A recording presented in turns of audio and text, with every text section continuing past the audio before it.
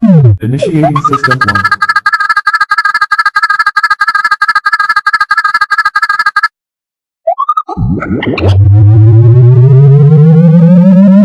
System 1 loaded.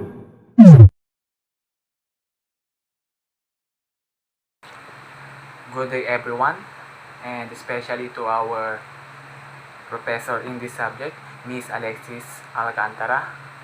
I would like to introduce myself first.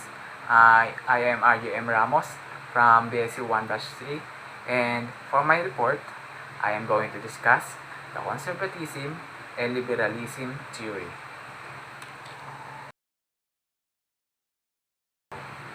If you hear the conservatism and liberalism theory, what comes on your mind? So, what is the difference between those two words, or what is the relationship of those two words? So, so in these slides, um, you can see two different pictures in the left and the right. That is represent the liberalism and conservatism. So, liberalism and conservatism can be commonly seen in the Western countries like United States. So as I further discuss this topic, I will going to explain how these pictures are related with the two theories. So in these slides, um, the first theory that we've tackled is the conservatism.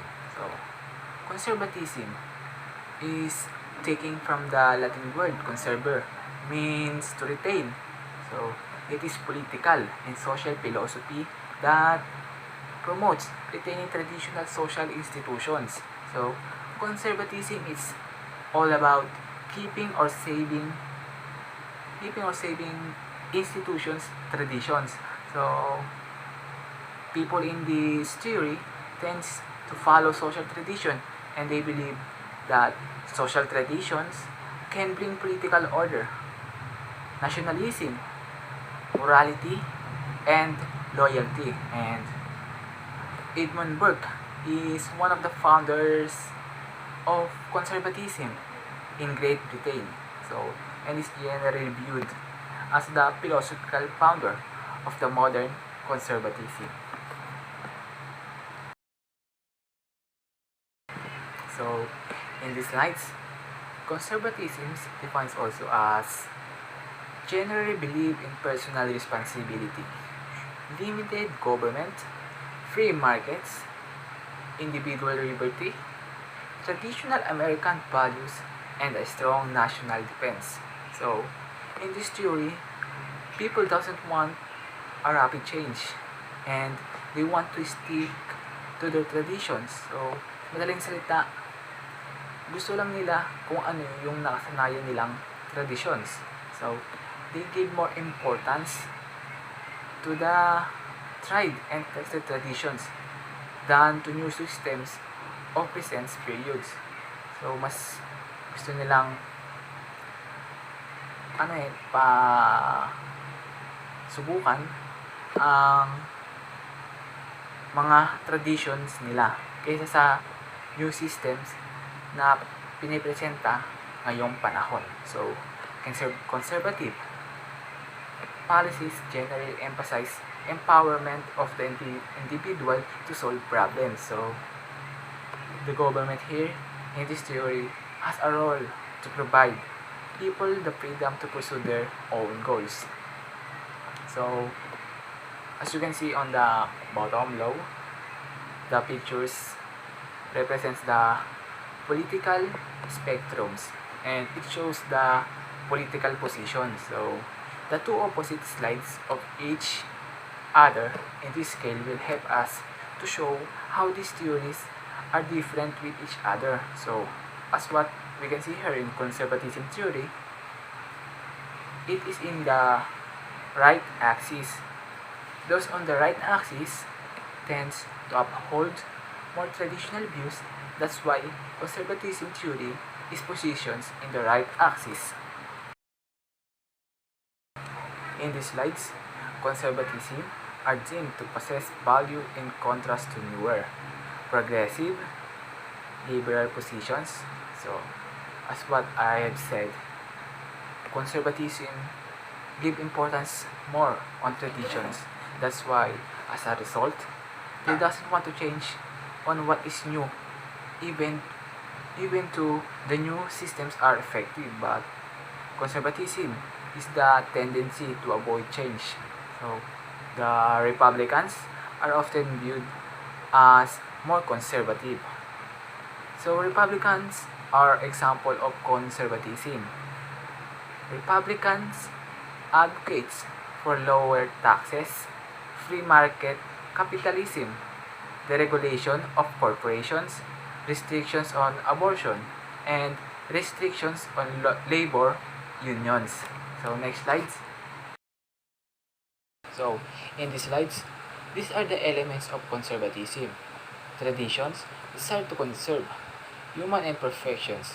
People are naturally sinners.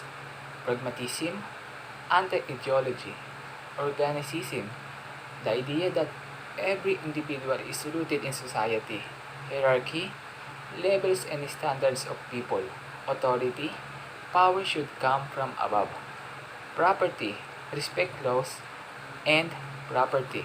So next slides. The next theory is liberalism theory.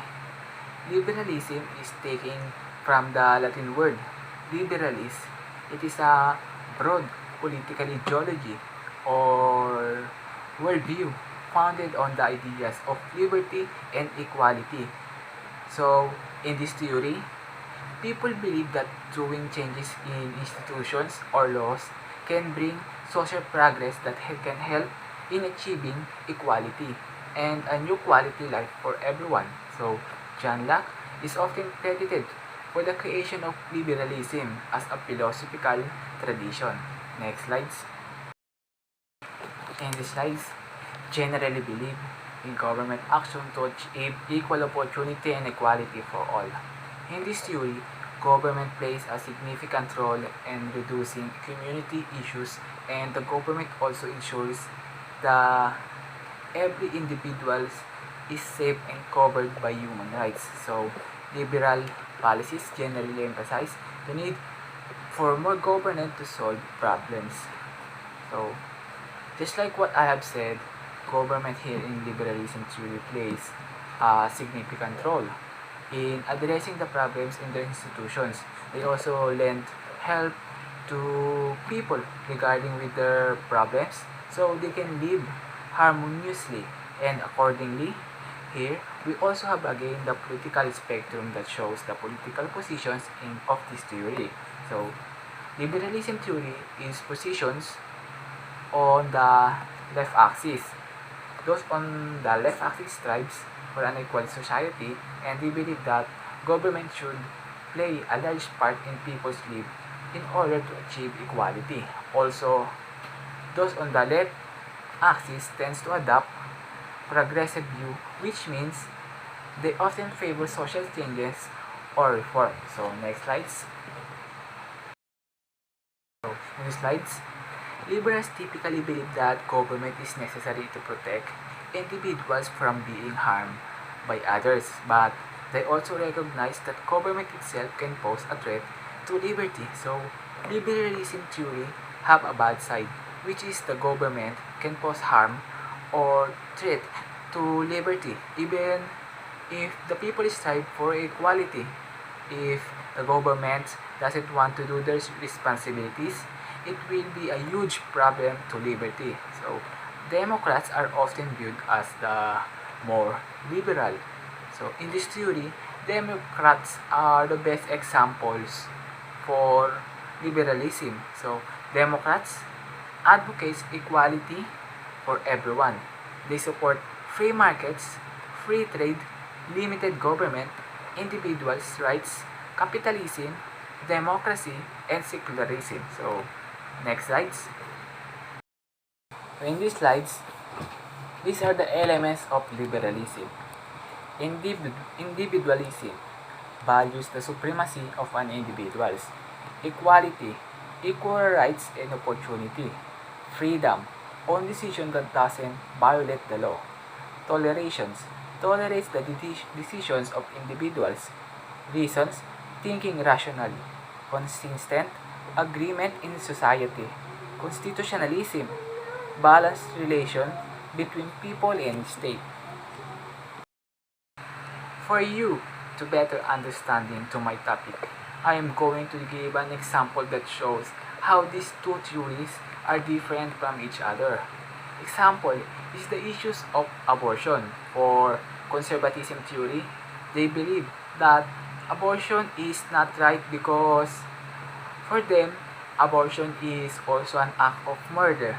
They believe that human life begins at conceptions, while in liberalism theory, they tend to give rights for a human to decide whether she wants to have it or to abort the baby. For liberals, they believe that abortion is a personal choice of a woman regarding her own body, and the government must protect this right. Even though these two theories are different with each other, somehow these two is same in terms of advocating for individuals' liberty, limited government, and free market. So that's all. Thank you. The quotes for today: a good education is a foundation for a better future. Elizabeth Warren.